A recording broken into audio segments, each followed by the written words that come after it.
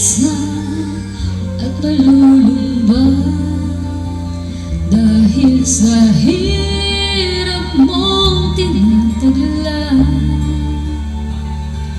Kung kailangan mo ng tarama, tumawag ka at siya'y naghihintay.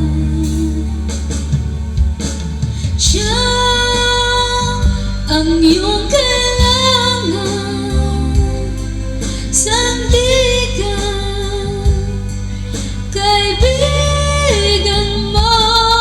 Siya ang araw mong lagi at karamay kong suwi. Siya ay si Jesus sa bawat sandali.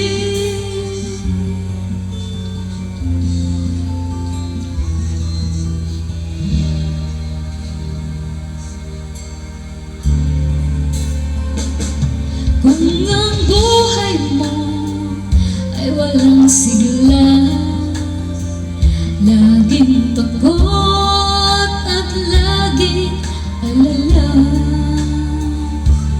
tanging kay Jesus makakaasa. Kaligtasan ay lubos na ligaya. Siya ang dapat tanggapin